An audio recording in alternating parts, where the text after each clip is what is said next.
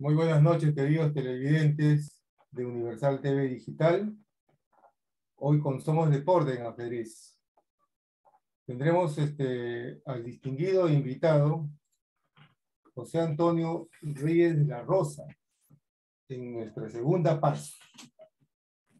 En la primera parte, ustedes saben que siempre hacemos una corta clase de ajedrez. Y para finalizar, lo que le hemos denominado la tercera parte, respondemos algunas preguntas de nuestros seguidores. Bien, hoy vamos a conversar un poco acerca del peón, ¿no? El tablero y las partes del tablero, ¿no?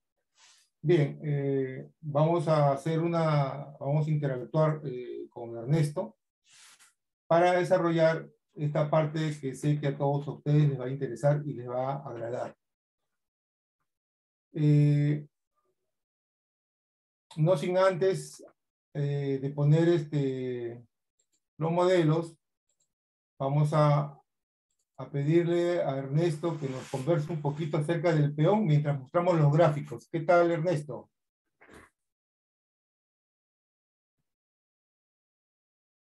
Ernesto, ¿me escuchas? Ernesto. Sí, Luis. ¿Cómo Sí, estás, Luis? vamos conversando algo acerca del peón mientras pongo los gráficos. ¿Qué te parece? Muy Para que bien. nos vean los muchachones, los chicos, los grandes, los adultos, adultos mayores, los jóvenes, etcétera, que les guste el ajedrez. Vamos conversando un poquito acerca del peón mientras yo pongo los gráficos. ¿Qué te parece? Correcto. Un saludo a todos los televidentes de Universal TV Digital y también saludarlo al maestro Juan Reyes, que hoy día va a tener el gusto de hacer una breve reseña de su libro de ajedrez.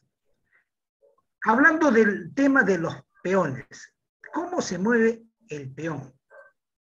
El peón es la pieza de menor valor y se mueve en una forma vertical hacia adelante. Una casilla o dos casillas al inicio de juego. Luego vas jugando de uno en uno cada uno de los peones. Existe un total de 8 peones. Un total de 8 peones blancos y 8 peones negros. Y están ubicados en la segunda línea y en la séptima horizontal también de las negras y la segunda horizontal de las blancas. Perfecto. ¿Qué opina Luis? Sí, efectivamente, los peones, como tú dices, Ernesto, se mueven a través de las columnas, ¿no? Es la manera que voy a señalar. Por ejemplo, el peón negro, este peón en esta columna que es la A, se mueve a lo largo de ella, ¿no? Pero tiene una particularidad. Este peón no retrocede, ¿no? Los peones, como estoy mostrando, avanzan en donde se podrían llegar a otra pieza mayor. Hay una cosa que me gustaría preguntarte, Ernesto, para que los chicos puedan comprender algo más sobre los movimientos de los peones. ¿Podría darse el caso que los peones puedan cambiar de columna? ¿De qué manera sería? Claro, el peón cambia de columna y se mueve de una forma diagonal solamente cuando hace una captura. El peón, cuando va a capturar, captura de una manera diagonal un paso adelante. El Digamos de peón esa es la manera. única pieza, el peón es la única pieza del tablero de todas las piezas que no puede retroceder. Digamos de esta manera, Ernesto, no sé si te parece A bien. ver. Por ejemplo, el peón blanco de la columna H está en su casilla inicial. Y como tú sabes, el peón podría avanzar 2 casillas, ¿no? Desde el inicio, ¿no? En A este ver, haz la caso, jugada, Luis, a ver.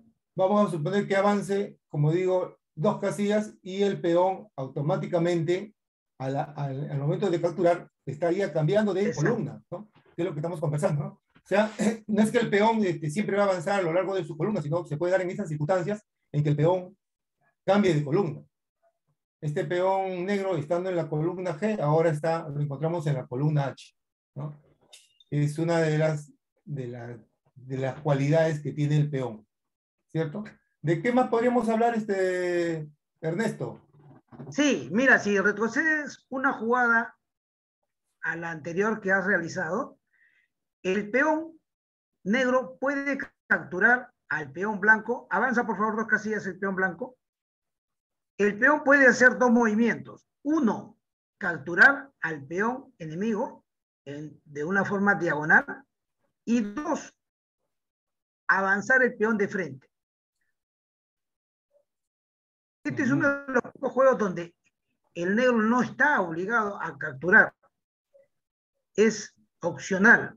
O avanza el peón siempre y cuando le convenga, o captura el peón. Entonces eso ya es un criterio que toma el negro en hacer determinadas jugadas. Como podrán apreciar, pues el peón, sus movimientos son un tanto limitados, mueve de una manera vertical y cuando captura de una manera diagonal. Por eso que el peón es la pieza de menor valor en todo el tablero. Ya vamos a tocar también el tema del valor de las piezas. Perfecto. O sea, que el peón, Ernesto, capturaría, como lo estamos mostrando, a la vez que cambia de columna, sería de esta forma, ¿no? En forma diagonal. Exacto. Sería la única manera como podría haber la captura de un peón, ¿no? Sí. Correcto. Muy bien. Bien, también vamos a mostrar hoy día los elementos del tablero, ¿no? Los elementos del tablero, no sin antes decirle que este tablero está compuesto por 64 casillas, 32 oscuras y 32 blancas. Y con respecto a su ubicación, vemos de que el tablero, siempre el lado derecho, siempre la casilla del lado derecho debe de ser de color blanco, como lo estamos mostrando acá, ¿no? Siempre la derecha de cada jugador debe ser de color, la casilla derecha de cada jugador debe ser de color blanco. Bien, con respecto a los elementos del tablero, ¿no? Los elementos del tablero son, por ejemplo, las conocidas diagonales, ¿no? Estas son las diagonales del tablero, ¿no? También tenemos las columnas. Las columnas, las líneas verticales. Tenemos las verticales, que son las filas, ¿cierto? Las filas, las líneas horizontales. Las filas, las líneas horizontales. También creo que tenemos, Ernesto, las bandas, ¿no es cierto? Las bandas serían, está de acá, ¿no es cierto? Sería, digamos, el borde del tablero, ¿no es cierto? Exacto. ¿No? Serían los bordes del tablero. También tenemos otro de los elementos del tablero, también sería, me parece, Ernesto, el centro del tablero, ¿cierto? Este sería el centro del tablero, ¿sí? Este sería el centro del ampliado, tablero, más grande. Ya que ¿no? estás hablando, Luis, me hace recordar una anécdota de que el casillero blanco a la mano derecha. Mira, el casillero blanco a la mano derecha. Una vez en un municipio hicieron 100 mesas de ajedrez. 100 mesas de ajedrez de madera. Y el carpintero, pues lógico, no sabía de ajedrez, pero de carpintería sabía mucho. Y tuvo ese problema, pues, ¿qué hago? Dijo el carpintero, ¿qué hago? Se le ocurrió una idea magnífica. Muy bien, voy a hacer lo siguiente. 50 mesas con casillero blanco a la mano derecha y 50 mesas con casillero a la mano derecha, casillero negro. Imagínate, 50 mesas malogradas y 50 mesas buenas. 50 buenas. Interesante. Bueno, otro de los elementos del tablero también son los flancos, ¿no? Si no me equivoco, a ver. Claro, el flanco de rey y el flanco de dama, rey, ¿no? y el flanco de dama, que lo podemos Exacto. mostrar de esta forma, ¿no? Es la mitad es el flanco de rey y la otra mitad el flanco de rey. Esta sería el flanco de rey. Exacto. Y esta sería el flanco de la dama. De la dama, ¿no? Serían ya, estos serían en sí, ¿no? Los elementos del tablero muy, muy importantes para poder explorar lectura ajedrecística, ¿no es cierto? Explorar, tener Sí, sí, sí. ¿no? Saber lo que estás leyendo, propiamente dicho, ¿no? Que forma parte de un lenguaje.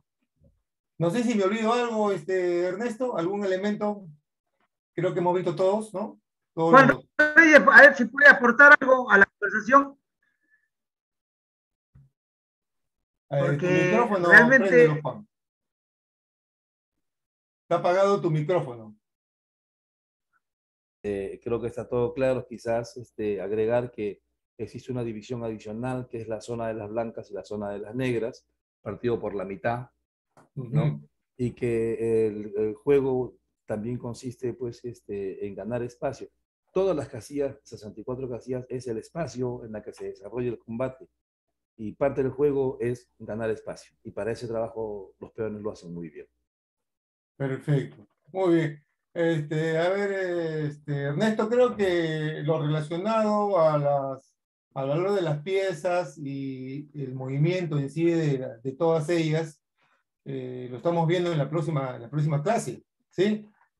sí, sí, Por el momento, efectivamente hoy día solamente hemos visto el movimiento del peón, su captura y los elementos que existen en el tablero de ajedrez, ¿no? Las diagonales, las columnas, las filas, el flanco de dama, el flanco de rey, el espacio de las negras y el espacio de las blancas, ¿no? O sea, los elementos básicos y también el peón, pues cuando llega a la última fila, sería lo último para mencionar, es la promoción, ¿no? Promoción o coronación.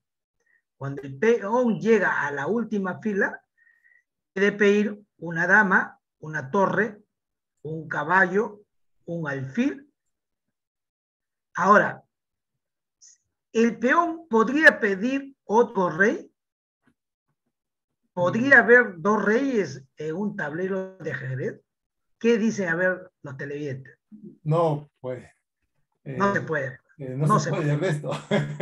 Siempre hay un solo rey. Necesariamente el peón tiene que Tú cambiar. puedes Ahora, pedir, por decir, un caballo, un alfil, o dos caballos, dos alfiles, inclusive puedes pedir, como tú sabes, 5 o 6 damas, si es posible, ¿no? Por peón, naturalmente, ¿no? claro, Pero no claro. podemos pedir, digamos, dos reyes, ¿no? Otro rey, mejor dicho, ¿no? Ni podría Bien, pedir otro peón también, ¿no?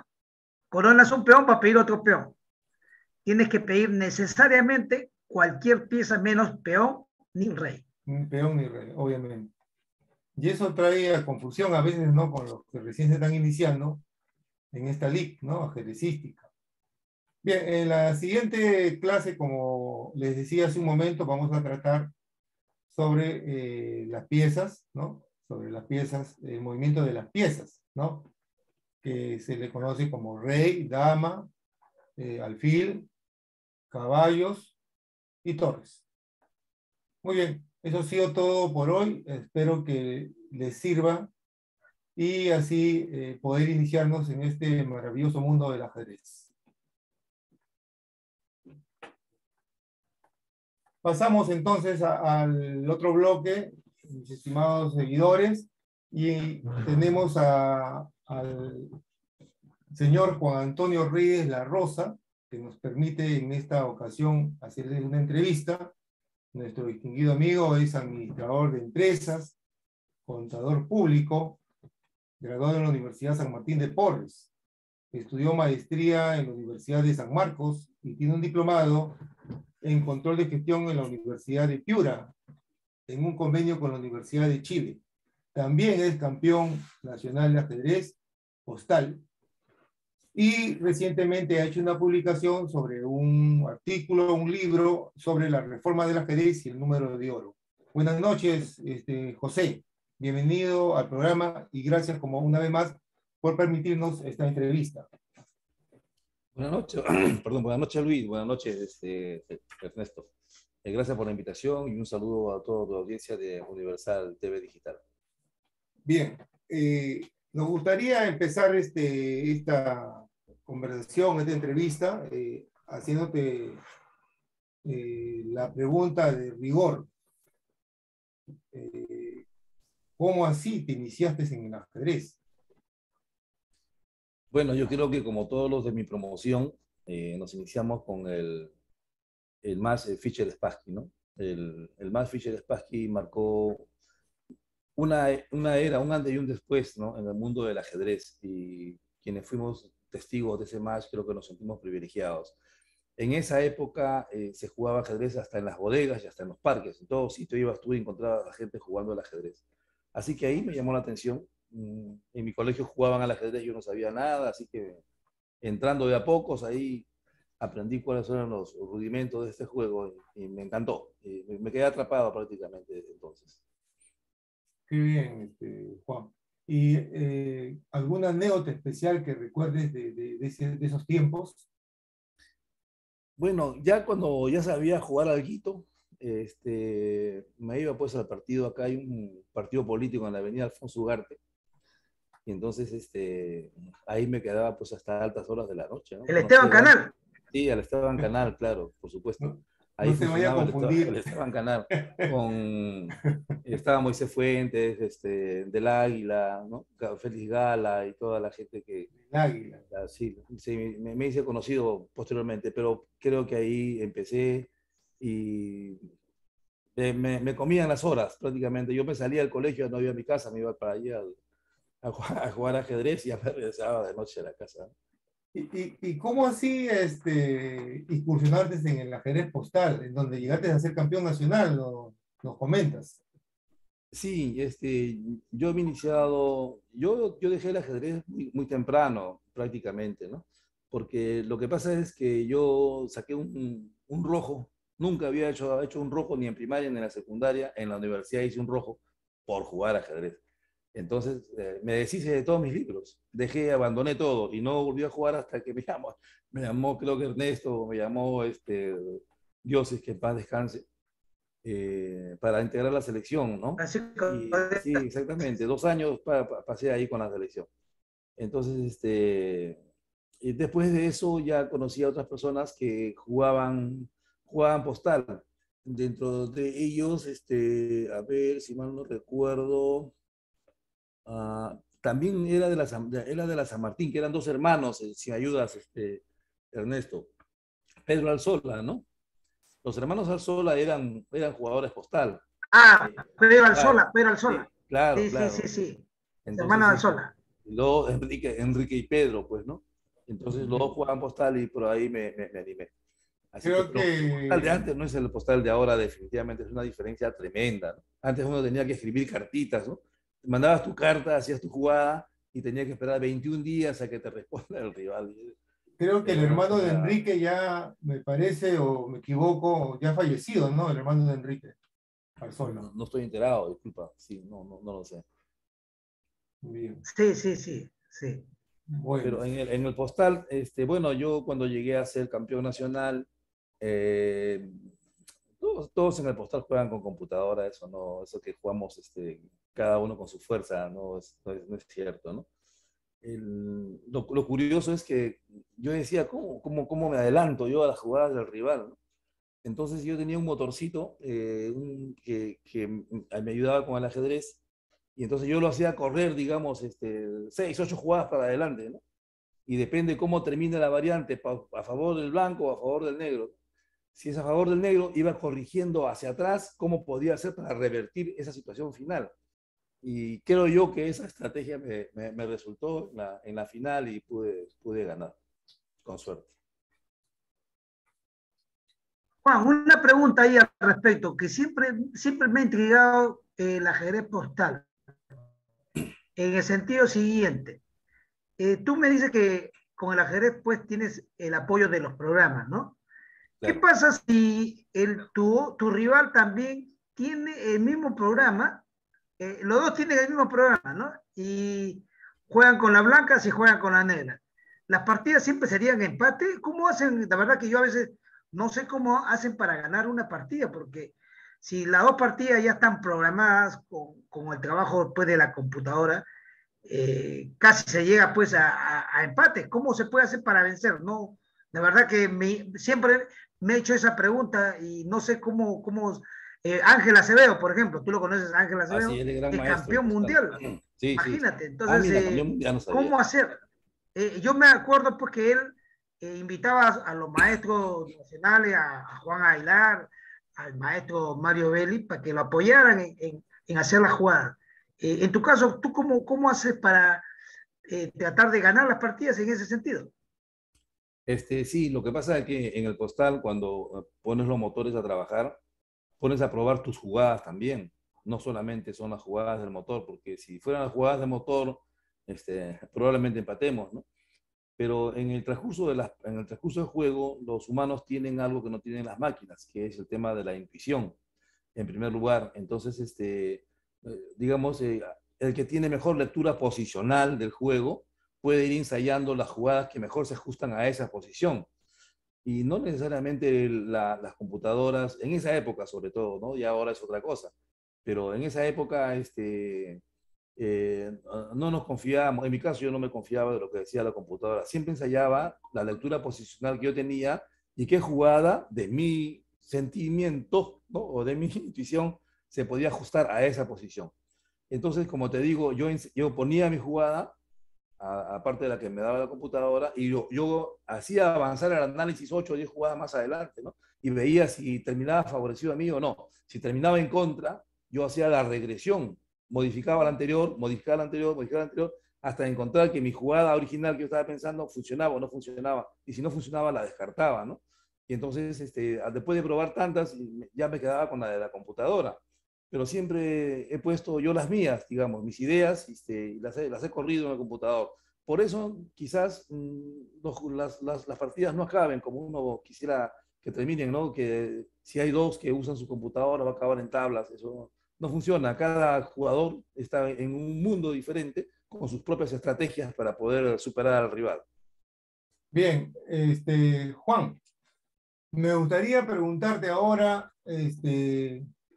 cómo ves el futuro de la práctica del ajedrez en la educación, pero me gustaría que lo hagamos después de la pausa. Ok, está Ok, bien. vamos a hacer una pausa y volvemos con la respuesta a esta pregunta.